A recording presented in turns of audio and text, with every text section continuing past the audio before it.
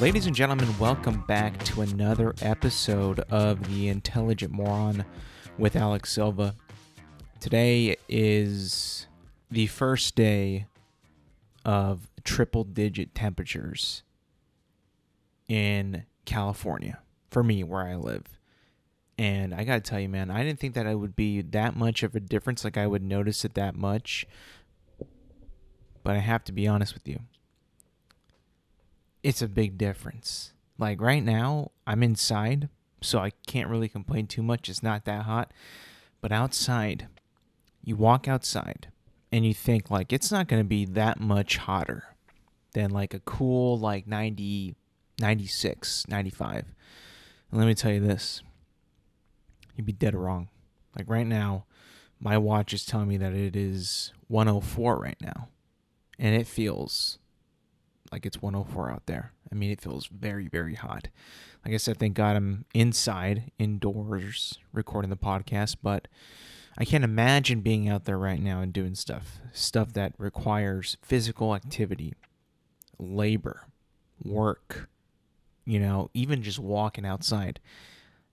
I can't imagine like anybody right now, an athletic person that, like myself, an athlete, but, is not like me in the ways of where they don't use the gym. The outdoors is their gym, and they go on runs outside.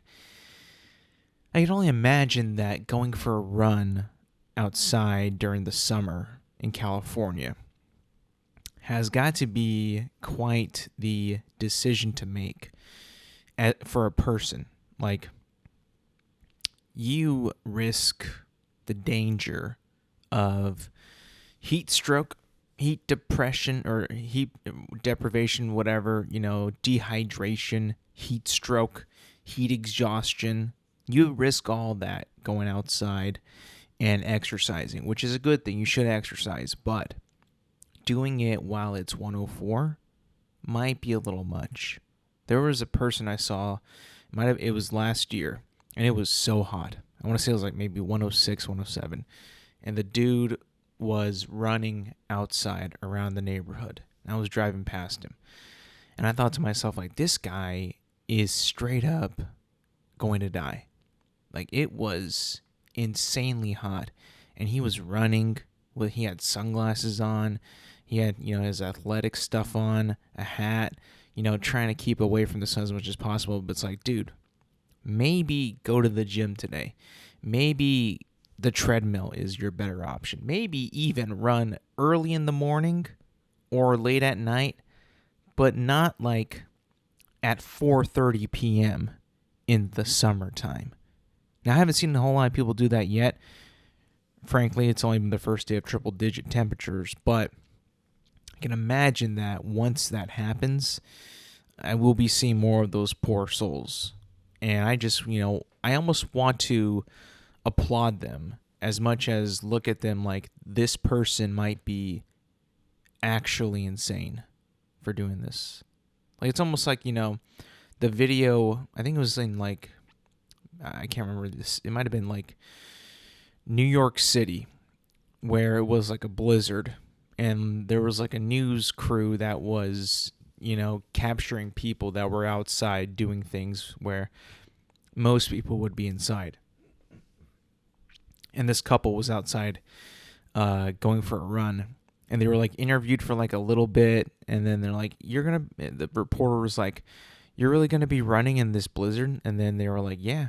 And then they ended the interview. And then the camera guy, followed them, like not followed them, but like tracked them as they were running away. And the news anchor is like anchoring over like the footage of them running away. And as they're running away, the one of the runners trips and falls and slips like on the snow. And then it was just like big time karma. Like, why the hell would you be running in a blizzard where it is snowing and it's chilly and you could slip on the ice and stuff like that? Like, just karma biting this person in the ass. Now, I don't think that that's going to happen here. There's not going to be like a news day where people are like being interviewed like on the sidewalk as they're going for their daily run when it's like 108 or something like that. That's probably never going to happen here. But if it did, it would be in that same style. Could you imagine someone being interviewed in the blistering heat after, let's say, he's already run like maybe 1 mile? He's all red, he's sweating, he's exhausted. The dude just collapses like in the middle of the interview. That would do crazy numbers, but it would also be like an incredible thing to capture. That person who fell during when she was running off into the blizzard, that was a once in a lifetime capture. It was something like what I just described, like someone just collapsing over heat exhaustion, would be something that you would never see before, but it would be fun to see. But then again, it is getting super freaking hot. The first day of triple digits, like I said, which it already being, still the middle of June, not the middle, but like the beginning of June is very concerning. But I was raised off of these temperatures. I have hot summers every single year. There is not one year where the summer is just going to take it easy on me like that. That never happens. There's no summer where it's going to be like, it's not going to be hot. No, every summer that I've ever experienced in my life is like this summer, the current summer that we're in. There might be more of a stretch of hot days, but pretty much every summer is the same feel. It's just as hot all the time. So I really have no issue with these hot temperatures coming our way. Weekend was fun though. We went, me and my friends, we all went to one of our friends. One of my friends' fiance's what was it? A birthday party. We went bowling. We went to eat first. We went to a good, nice Mexican restaurant, and then we went to bowling, which I've talked about this on my podcast years and years ago, but I have not been bowling since COVID, since that was the thing. I have not been bowling since before that. I want to say like maybe in 2019 was the last time that I bowled.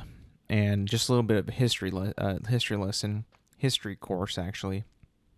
In college, in 2016, 2017, and a little bit of 2018, I think, I was a pretty decent bowler. You might ask why, how? Well, I took a 2 classes in college on bowling.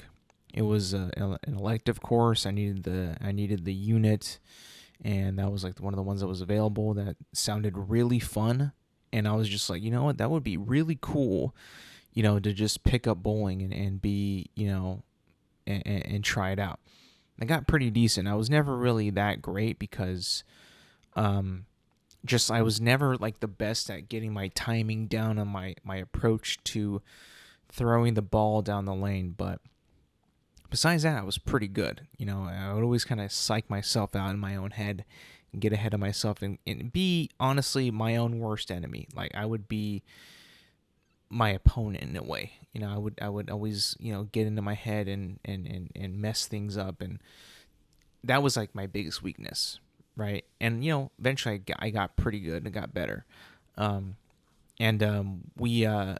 we went bowling, and I was telling my friends like, dude, like I'm going to be bad.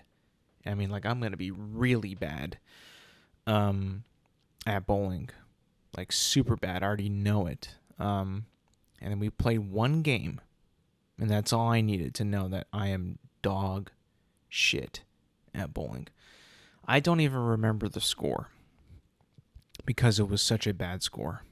I don't even want to tell you what the score was because first of all, I can't remember because it was so bad that I just did not want to remember it. And during the game, when we were playing, me and my friends, I was trying my very, very best to remember all the techniques and all the skills that I had picked up when I was in college and all the things that I had learned, how to throw the ball, where to throw the ball, the approach, the wind up, and one by one, I was failing at all those miserably. I might have been the only person there that did not bowl a strike. in that entire bowling session. I, for one, was so pissed off at myself that once I bowled, and once I bowled bad, I just went to the booth, sat there, kind of stared into the abyss, stared into the darkness, stared at the ceiling, and was like, why? How can I be so bad? Because if you guys don't know this about me, I'm a pretty competitive person. Like, I do not like to lose. Like, I will compete with my friends on multiple things. And this just happened to be the day we did bowling. And I mean, like, I am a competitor and I do not like to lose. And I lost pretty bad. And like I said, the score, I don't even know it because I don't want to remember it. Or I can't remember because it was so unmemorable and not worth remembering. All you got to know is just it was so bad. But I tried. I was trying. I was feeling my groove. I was getting back into the rhythm. The first like 5 strokes were like so bad. I think I got like maybe 1 spare. And the rest kind of were hit and miss. I have this problem where I know where to throw the ball at, and I'm like visualizing it before I go to my approach, and then I do it. But for some reason, I always hook it to the left every single time, and it's just like my stupid motion of my arm or something. Like it like turns or pivots or just like sways left, and I don't even notice it really. And then when I'm bowling out there, I'm like always like, why is it going left? Why every single time? So I guess I'm at the point in my life where like I honestly wouldn't mind if we did more bowling. Like that is something that I think that would be really fun to not pursue, but like improve on, or maybe make it a hobby. Like to go maybe once every couple weekends and just bowl with the guys or bowl with my friends, and see how it goes. Because I could always, I'm a competitor, like I said, so I could always, turn that competitive nature into something that I can actually seek out and do. That would be something I think that, would benefit myself and also benefit other people. We have fun as well. Like bowling is one of like the most like fun / recreational things that you can do with your friends. That is a sport that's competitive, but it's not like too strenuous on anybody out there. I will admit though, since it has been the first time that I had bowled since pre-COVID, at first I thought I was going to slip and fall because I had not put bowling shoes on, like I said, in a very, very, very long time. So when I put them on, I'm like, oh shit, I might like actually slip and fall here. I never did, but it was kind of like eking in my mind, like, oh, I better like make sure I'm being careful where I'm stepping and how I'm stepping and all that stuff. But I just think that, I was pretty good at one time in my life. And now that I'm older and I'm worser at it than I think I've ever been before. And, because I had taken classes and because I was good in the past, me being bad this past weekend at bowling was actually, really stomping out anything that any like competitive nature that I had that day. It was just being stomped out. Like I had like glowing flame of competitive like bowling nature that was inside my heart that I was, trying to harness. And every time I bowled badly, it just got stomped out every time. It was, supposed to be a fun day, which it was. In the end, it was a very, very, very fun day. But at the end of the day, I'm like, wow, I have a lot. I mean like a lot of improving to do on my game. To be at where I was before all this happened, before COVID happened, where I was at before, like I have so much more to get there. So much better to be. If I even do like continue to bowl, right? I don't know if I will, I'll be honest. But you know what has kind of caught my attention and I don't really like say this a lot about other things out there, like other things that people do as like hobbies and stuff like that. But I was on Instagram just scrolling, and I had seen videos of women's golf for some reason, like the women's PGA tour or something, and they were just like, not doing anything crazy, just like, putting and hitting a driver or a wedge, playing golf, just playing regular golf.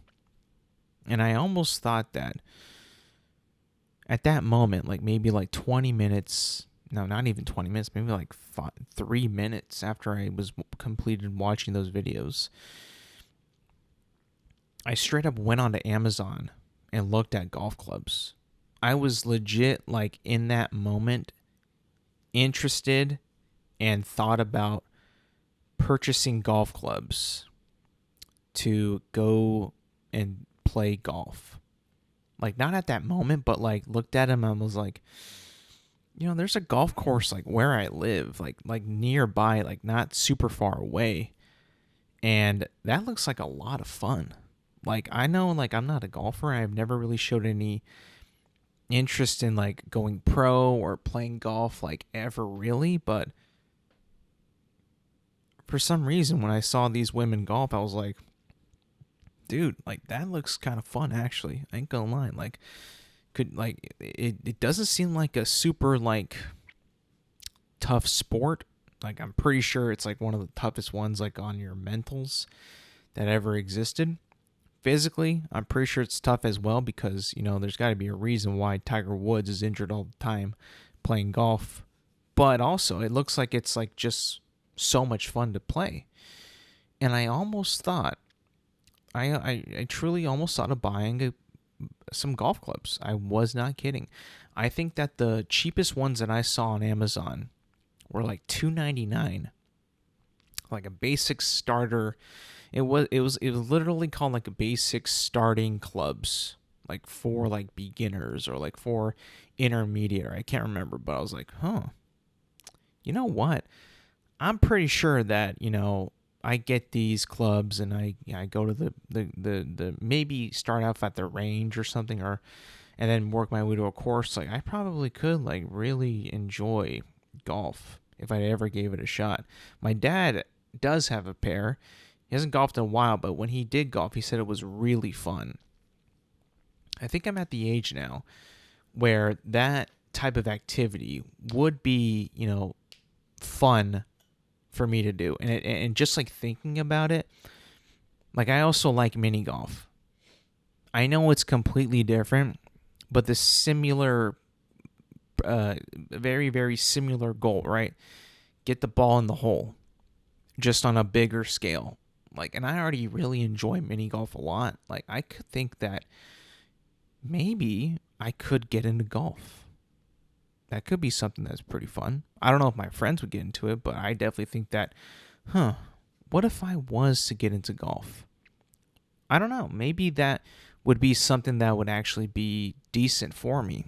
Maybe not like the best thing ever, because it would probably, the clubs, at least the cheapest one was $2.99, and I'm not sure how much it costs to like go like to an actual course for like playing 18 holes or whatever. Like, how much that would cost. I'm pretty sure it can't cost too much money, unless I become like addicted and just want to golf like all the time. Then I guess we would have a problem.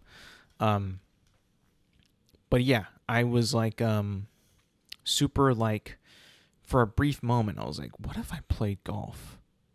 What if I actually, stopped what I was doing and bought these golf clubs and actually invested time and money into playing golf? Maybe it's not the best time to do it because it's summer and it's hot as hell.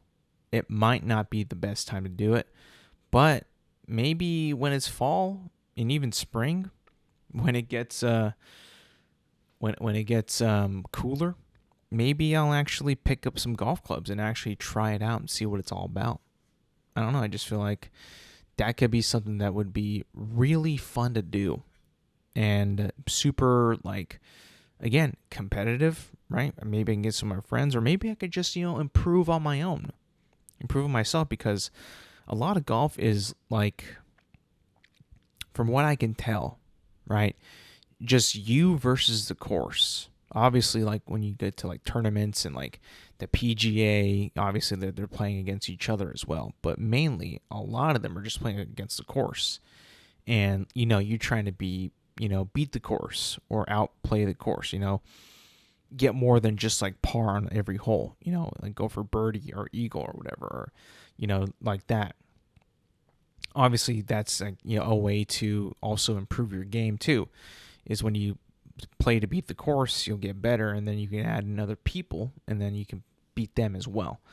But yeah, just something I kind of thought about, all because of Instagram just putting videos of women golfing. I was like, oh shit, what if I actually got into golfing? This would be kind of cool.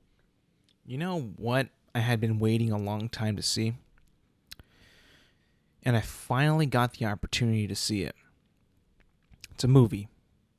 And it was a big surprise when I heard the news that it was actually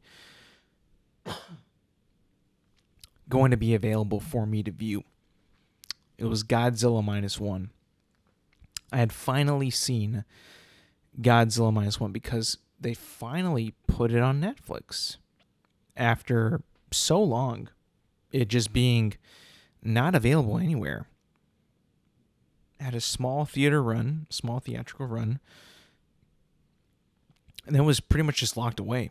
Don't know why, don't know how. I mean, it didn't make a lot of money, but it was locked away. And I was just like, what the hell? When is this movie going to be available for me to view and to watch? Because I enjoy Godzilla.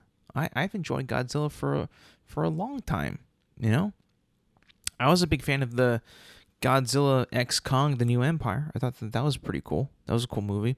But I was really, really excited, and I really, really wanted to watch Godzilla Minus One because a lot of people were saying that it was incredible, that it was an amazing, amazing movie, and that people were like blown away by it. It even won an Oscar for best visual effects, and I finally had gotten my opportunity to watch it now that it was on Netflix. Now, I will be reviewing Godzilla Minus One because I have now seen it. And I can go now, living my life, not being spoiled by it, because before that, my Instagram feed was also full of Godzilla stuff. Godzilla X Kong, Godzilla Minus One, scenes and clips. Of course, not really spoilery, but still substances was kind of holding me over until I actually saw the film. But nonetheless, I'll finally actually talk about the movie Godzilla Minus One. I'm gonna put my hand up on this first, though. I did a big mistake watching halfway through this movie. I did a horrible mistake. I hit play, and the movie was beginning, and the characters were speaking English, and I'm like, this can't be right. Then I let it play longer. I saw a close-up of a character talking, and I'm like, oh no, they're not speaking English, they're speaking Japanese, but with an English dub over it. And I was like, okay, well, and I hit pause, and I was like, I don't like subtitles. I don't want to have to read everything. I want to watch the film and hear what the actors are saying and hearing the dialogue while I'm watching the film. So I was like, okay, this is already beginning in this way. Maybe I should just leave it this way. So I did. I left it that way. And about halfway through the movie, there was like a very, very emotional part in the movie that was very emotional visually. However, audially, dialoguely, it was not matching up with what the dub was saying versus what the character was emoting with his voice that was being dubbed by somebody else who was speaking English. So that was about halfway through the movie, and about halfway I said nope, and I switched it back to original Japanese dialogue and English subtitles. And immediately, it made the movie so much better. Immediately made the movie better. I was feeling that when I was watching the movie, the dialogue wasn't really that great. It wasn't really the performers of the dub were not really conveying or doing justice to the actors that were actually acting while speaking Japanese. So I was like, you know what? This is stupid. I gotta start over. And I didn't even start over. I just gotta change it. And I did, and it improved the movie so much better. And I was just like, you know what? I should have done that from the beginning, because this is not just any ordinary Godzilla movie.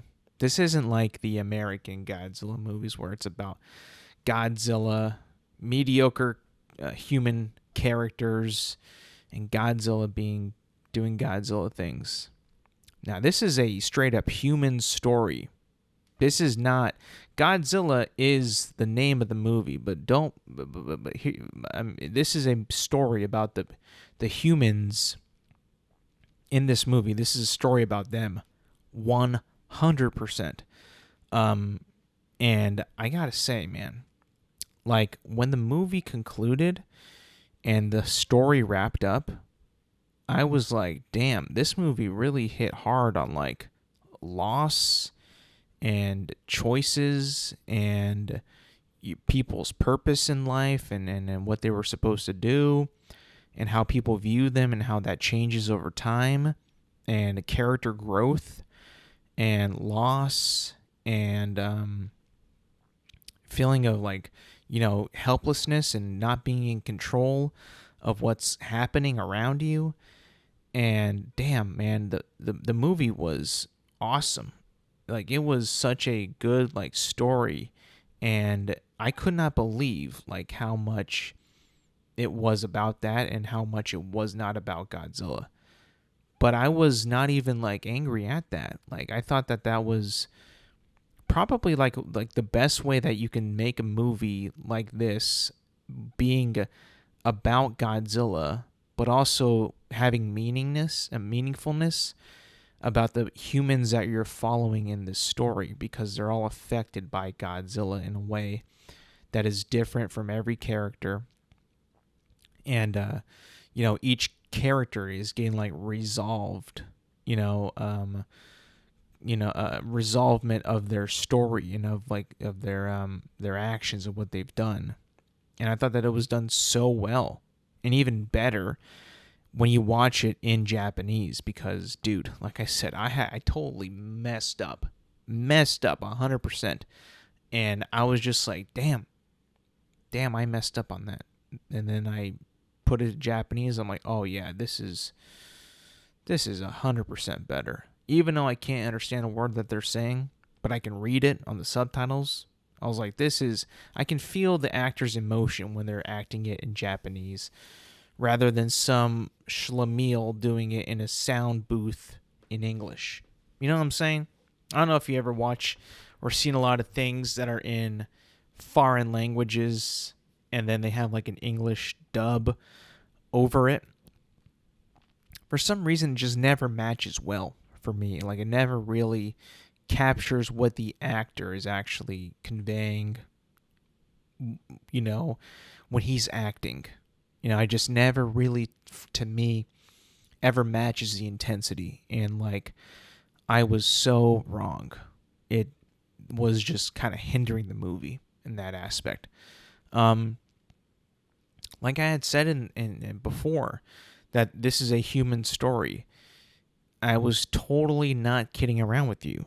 There is not a whole lot of Godzilla in this movie. There's a very good amount of Godzilla, but there's not as much as you would think going into this movie. There's a lot at the beginning and at the end and a little bit in the middle. But that's about it. Like I said, it's a human story, and the movie makes you very aware of that. and it does make you um it lets you know of that pretty quickly too, when it gets going. And the movie is still really, really good. I do think that it was a little overhyped, though. I do think so. I do think that it is not nearly as good as what people were saying when it was in theaters. I will say that I think that for me, it was a little overhyped. Still really, really, really good and very enjoyable. I kind of want to watch it again right now as I'm talking about it.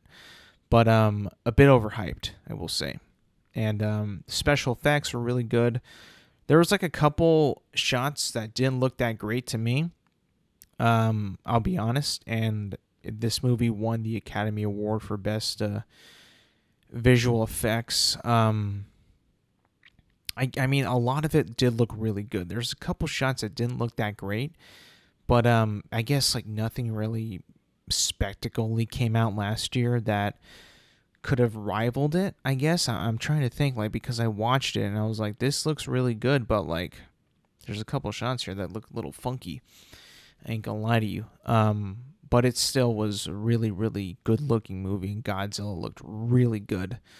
And he was menacing and scary. Not scary, but he was just menacing and big, very, very angry, which I guess is like, all you can really do with Godzilla, right? I mean, like, Godzilla is just like a character that symbolizes destruction, like uncontrolled destruction.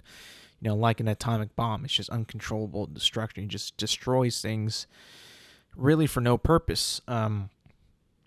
That's all it is. And then he just destroys things. And, as an audience member, they kind of have trained you a little bit to, at least with the Monsterverse, to make you seem like, oh yeah, Godzilla is like a monster avenger. He's a cool guy. He's a hero. Not in this shit whatsoever. This shit, he's the fucking devil. He is the Reaper. He's the destroyer of worlds. Like, you do not want to be anywhere near where this guy is, because he will destroy everything and kill everything that's in his path. So I guess, considering like this is a Godzilla movie, this is like the definitive story of Godzilla. I mean, I've never seen the 1954 version, but I would assume that it is pretty similar to this. A couple, key stories, characters are going to be different, but like, the mission is to, try to stop Godzilla, and that's their mission. And after seeing this movie, I don't think that really, once you do once you do Godzilla Minus One, which is a, somewhat of a remake of the original Godzilla from 1954, you've seen it all. And then I even kind of got that, sense of, watching this movie, like, oh yeah, this is just Godzilla destroying Tokyo. Like, I've seen this many, many times. It's a cool story. It's fun to watch. But that's it. That's all it is. Like I said, that's why I felt like I was more compelled and more intrigued with like the human stuff, because there's a lot of characters in it, and there's a lot of characters that you're rooting for, and you want them to do the right thing and be a good person, and you see them struggling through times, and you're like, oh my God, is she, what's going on? But yeah, that is like the thing, that the definitive thing, the driving force of Godzilla Minus One is the humans in the movie, for real. The human characters in Godzilla Minus One drive that movie home for me, like 100%. Like, without those characters, it would be cool. It's cool to see and to look at, but like, you wouldn't even care, honestly, if the human characters were dog shit. I don't think so. I mean, like, I still can't believe, I can't get over like some of the characters' performances, like, in the movie, were like really good as well, and their storylines were also like very compelling in the movie. Like, the movie does not succeed, I don't think, and is as memorable if it isn't for the human characters that are in this movie. Godzilla, like I said, takes a back seat in this. And, it's I think it's rewarding in that way, and I think it's unique in that way. I think that it is a better, possibly better, when it's focused on human characters. You know, a lot of people that I talked to back in the day when Godzilla, the American movies were coming out, the newer ones, the MonsterVerse ones, they always complained, too many people, too much humans, too many humans. Well, I think if they saw this movie back then, they would probably say the same thing. Unless, they were like, oh, yeah, this is cool. Maybe because now they're older, they've seen more things. They're like, yeah, you know what? You need good humans in these movies. That's why I've always been saying, like, you just need to write good human characters in these movies need to be written for these movies. And in this, they were written so well. And I was very, very pleased with it. And do I think that they should make another one? I've heard that they are they flirted with the idea to make a sequel to Godzilla Minus One. I don't think that they should. I really don't. I think once you make Godzilla Minus One and you make it as good as it is, and then you see, like, you really break down Godzilla and what he is and his story is, like, you've already done it. Like, you've done the Godzilla story. That's it. It's over. There needs to be no more. Now, of course, they're not going to stop. They're going to make more. But if you're looking at a perspective where it's like, did that thing do the job? Yes. Did it do the job well? Yes. Will that job be remembered by many, many people? Yes, and even more to come in the future. Then that's it. It's over. I wish it was like a good, like, professional sports athlete's career. Like, when the late, great Kobe Bryant retired from basketball. When he retired, he was like, they would always ask him, is there a chance he'll come back? He's like, no. It's over for me. I'm done. That's all. I can't give any more. I should not give any more. My time has come, and my time has passed. I did what I had to do. I did it well. I'll be remembered forever. And that's it. No more. And I think that that's where you leave Godzilla Minus One. You don't make a sequel. You don't do it again. You leave it where it is. No more. You left your mark. You made your money. You got a win. You got a good win. No more.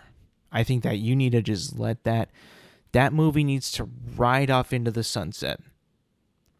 As being like the definitive, like, Godzilla movie of this generation and even previous generations. Like, that one needs to be it. Like, that. The American ones, yeah, they can keep making the American ones, but I'm talking about, like, the Toho Godzilla movies.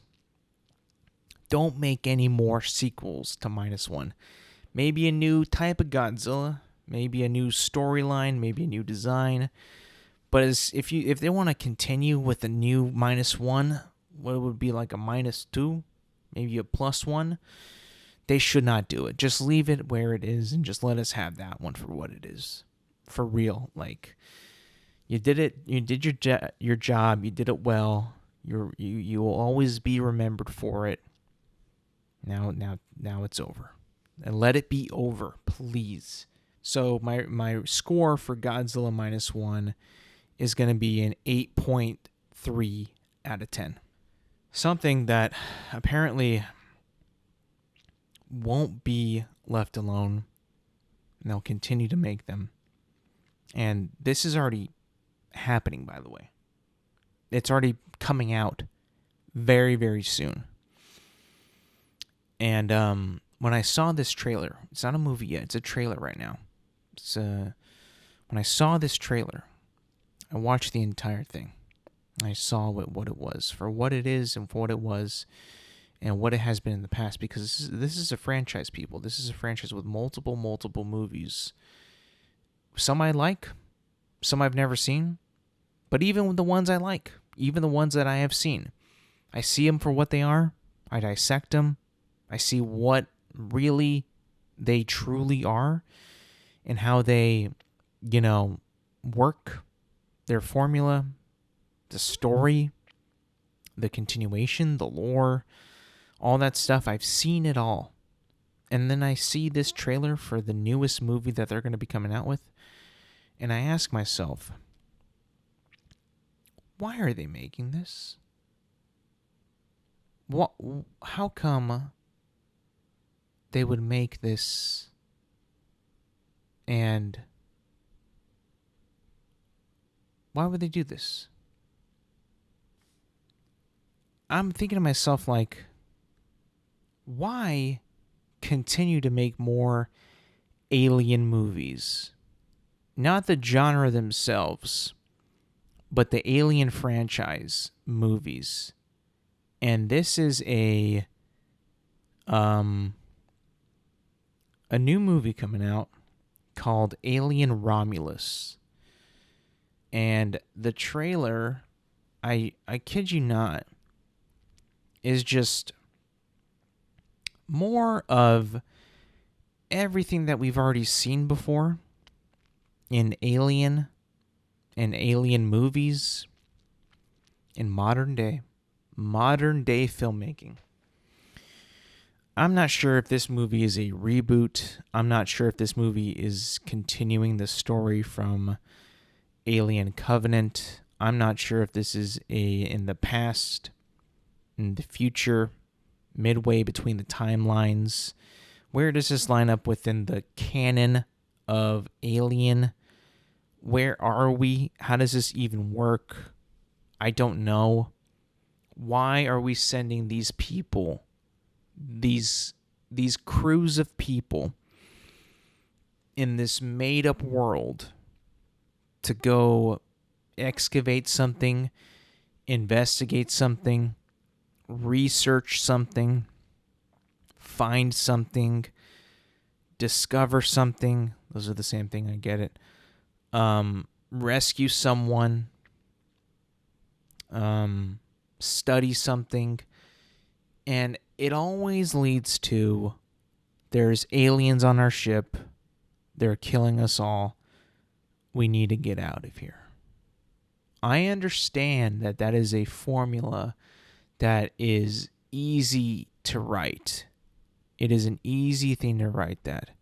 Problem solution. They got a lady that's running through a corridor of a ship and aliens coming after her. What does she do? Oh, looks above. There's a vent there. She'll take that vent out. Alien comes through the vent. What does she do? Drop back down, find a gun, shoot the alien. It's the same thing. I truly don't understand why we continue to make these alien movies. This is like 7 or 8 now. And to me, they're just all the same. They don't change. Nothing's different. It just takes even longer and longer for them to be made. The reason being, why would you think that? What do you think is why they take so long to make?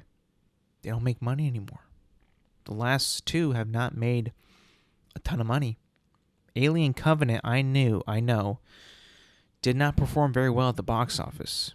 Hence, really stuttering the production on the newest one, which is Romulus. And I'm pretty sure that there's also a show coming out on, I think it's Hulu, that's coming out. I'm pretty sure. I'm not sure if it's coming out anymore, or if it turned into the movie, but, that was also a project that was in development too. But my point is this. We're putting this same thing out. The same franchise, the same type of movie, the same plot, the same type of characters, the same situations every time and time again. And now, with these later installments, Ridley Scott has gone, from just like horror to like now he's creating like, oh, this is not just a horror, but this is like our characters must find our creator who created us. And along the way, who created the alien? It's like, is any of that even necessary, my friend? is any of that even necessary? Like, I understand, like, I am intrigued with the alien lore. I really am. From Prometheus to Covenant, I'm intrigued at what you have created. I promise you that. But how come it seems like in your movies, in Prometheus and in Covenant, you don't want to reveal like anything that's major or anything like any tidbits of like what actually is behind what's happening in your movies? From the engineers to the xenomorphs to all the stuff that's in between, the new aliens, the different aliens, the classic aliens. Like, what is, like, where are we going with this? Like, how come every single movie that's come out recently, Prometheus and Covenant, like, just barely give us any details of the story that you're trying to tell? Like, it almost seems like you're tripping over what your whole mythology and your whole universe is, and like forgetting to tell us bits and pieces, and just waiting waiting for us to watch like your ninth movie, your ninth installment, to really figure out who is the creator of humanity in these movies.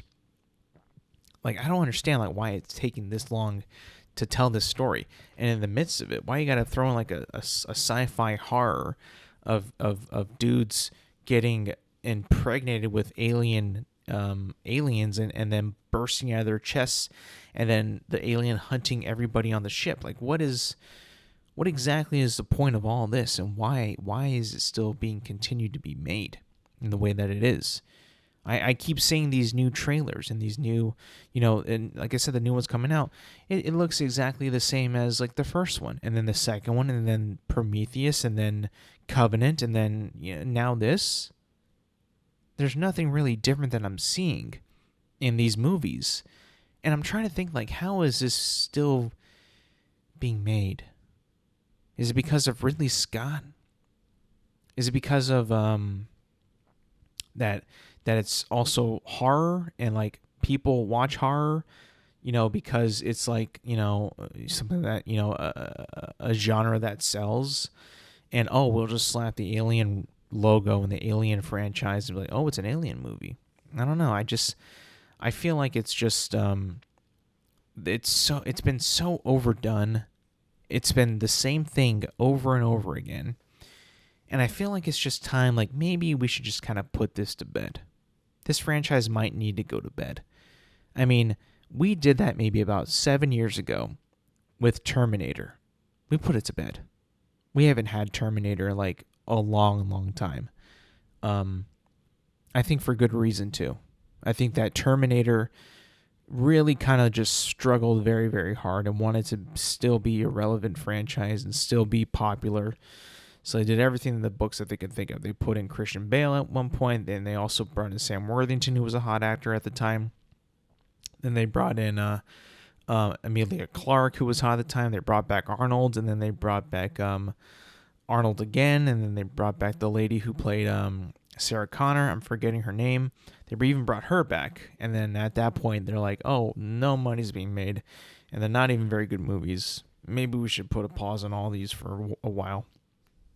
I think after this movie, Alien Romulus, we might actually see a well-needed and a well-deserved pause from Alien. I think that it might be time. I think that it's totally a franchise that is just doing the same thing over and over and over again, and might need.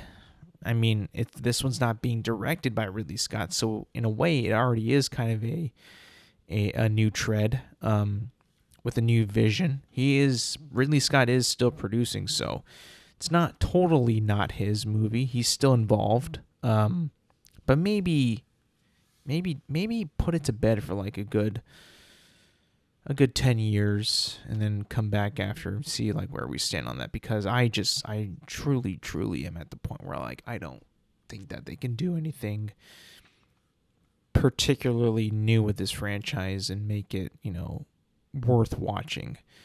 I mean, when I saw that trailer, I'm like, this looks like the first movie.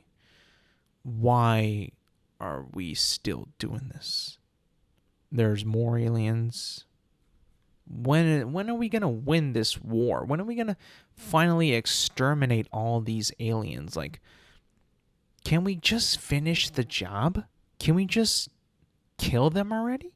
Like, what do we have to do? Why do we have to keep sending in a team of like 5 people on a ship that's like a mile long, and them always getting attacked and destroyed by one fucking alien or 2 or many, whatever, I don't care. Why are they always dying? And why the hell don't these people who send out these people to do these missions give them more people to accomplish when you really think about it and you sit back and you're like, yeah, all this is actually really dumb. Like, what are we doing? I don't know. I truly do think, though, after this movie, Alien might need to take a serious break. I think I'm a little aliened out. A little sick and tired of all these aliens. Same type of movies, same thing, over and over and over again. It's like, damn, Hollywood truly just does not have any ideas. They tell you to make something that no one's ever seen before or write something that no one's ever seen before. Yet, they're still fucking greenlighting and putting big budgets to alien movies. Like, what the fuck do you want me to do now? You tell me. Now to another franchise that just seems to not want to go away. There's reports out there, ladies and gentlemen. This is coming from Deadline. That Avengers 5, the new one that's coming out in I think a couple years, is looking at Sean Levy, whatever his name is. He's a director of Deadpool and Wolverine. And he's being looked at to direct the next Avengers movie that's being written right now. And apparently, the rumor is that 60... This is in Deadline, in the article. You can find it. The rumor is that 60 characters will be returning to Marvel, to the Marvel Cinematic Universe, to be in this movie. Now, I don't know what that means. Because I don't see how that makes any goddamn sense. I thought that we were going to usher in an entire new team of Avengers, an entire new team of heroes to follow, because I understand that Avengers Endgame did not kill everybody off, but let's just face it, these guys don't want to do this anymore. I mean, Jeremy Renner had a crazy injury, a crazy accident. I don't think he wants to do Hawkeye anymore.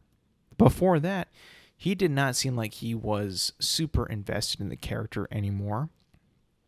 Mark Ruffalo has been phoning it in since the beginning. I don't think that he wants to come back and play the Hulk again. Chris Hemsworth literally killed the character of Thor, does not want to be a part of it anymore. And then the new people that we have, like, we don't even know them enough to care about them. They said 60 characters to come back to play. That included Doctor Strange's character, or Doctor Strange, Loki, Thor, Shang-Chi. Like, guys, we don't even know enough about any of those new characters either, and I'm including Shang-Chi to give a fuck about, and that's apparently going to come out in a couple years. Now it's like I said, it's currently being written. Do you think that they're going to have a bad guy to face? Who's that bad guy going to be? Ain't going to be Kang. We already know that guy's not coming back. He's done. It's over. I just feel like Marvel really is in a bad spot right now. Like, in a very, very, very bad spot, where they have to rely to bring everybody back to make some money. on this movie because their past like 3 movies have been total dumpster fires. Total, absolutely just dumpster fires of movies. And look, this whole headline, this whole article that came out, it really did really spoke to me. Like, oh shit, these guys are really, really on the ropes. Like, they need to bring everybody back just to make some money. Now, I don't know if they're going to bring back like Iron Man or Captain America because those guys are technically dead in the MCU. But, like, I wouldn't be shocked if, like, they wrote some stupid ass shit which brought them back and people are like, wait a minute, I thought y'all died. Like, why are y'all still here? Why are you back? We haven't even got a movie where Falcon becomes Captain America yet. Like, we don't even know about that guy. And Endgame concluded in 2019. Like, what are we doing? Like, they were relying on their TV shows to be good enough for you to care. Too bad. They weren't good. No one cared. So now you got to play catch up. Why this movie won't be good? We don't care about any of your characters anymore. I think that once you understand that you can fill a movie with 60 plus characters that all do cool things, that all have lasers and superpowers and can fly, can jump real high, can punch bad guys, we won't give a shit unless we care about the characters, unless we actually care about the characters that we are watching. I truly don't think that this movie will be any good. If it is going to be like this, if it is going to be, have 60 plus characters, how could... That just seems like a lot of that's just not even going to be on screen. A lot of these people are going to say like maybe one word, and that is it. Now, of course, that's a rumor. That's what's being reported by Deadline of what it could be. Of course, it's not official, but, it does kind of seem like, well, Marvel would do this because they are clearly on the ropes. They clearly have no money. They have no resources. They have no one backing them. They're on a losing streak badly right now. It looks like the next couple things that they have is not going to be very promising. They probably need like a win badly. I just don't know if this would be any good. And I think that Marvel probably doesn't know, like, hey, are we like disservicing our movies by not writing good characters? They probably aren't even aware of that. Like, we are doing the damage because we are not taking the time to develop our characters. That way people care about them. That way people would want to watch our films. There has got to be something like that needs to go off in their brains. Like, you know what? We got to start caring again because we cared for a few years and it led to our success. We stopped caring and now look at us. We're a joke. No one gives a fuck. And this story of 60 plus characters, oh hell! I don't know if anything. And they were saying like this movie is gonna like reshape the future of the MCU. So what does that mean? Does that mean your plans that you had are kaput, done, Jover? It's over. Like, you just gonna give up, throw in the towel? I mean, considering like what you had before wasn't making you any money then, probably not gonna make you any money in the future. You might have to restart this whole goddamn thing. I would not be surprised if they actually brought back Robert Downey Jr. and Chris Evans as their characters and like rebooted. I could see that happening. Them being so desperate and like, hey, can y'all come back? Please. These new guys, I mean, we don't got anything. We got nothing. We don't even know what to do anymore. It might be Jover for us. that would be actually embarrassing. And I will actually boycott that film if that's the case. If it is the case, then they're bringing everybody back and 60 characters and like just a big old mess. I think I actually might consider boycotting, because I cannot support a studio to get this lazy, to really fold in the towel and turn out something this lazy and unpassionate and with no characteristics and no identity, and just not caring that. I cannot support some people that just care, that don't care that much. It is sickening. I would not want to watch that movie on the big screen. I would not want to pay for a movie ticket to see that movie because of the disgrace and the disrespect that it's giving its fans. That a movie studio, that $1 billion studio just can't write anything good or can't make anything good. And you have at your disposal so much money and people and connections, and you can hire good writers to make good shit. Well, you haven't done that in the past 5 years. It's been missing. It's been gone. Pretty much no one gives a shit anymore. You went from the kings of the castle to the dancing jester, the dancing fool. You know, you had it all, and then you lost everything. I don't know. I just feel like at this point, no one cares. And this article, this headline, this news is actually like, damn, y'all bombed that hard. Like, this is a disaster, a true disaster. Now, Deadpool and Wolverine might be good, but if it's not good, oh Christ, I don't even know what happens.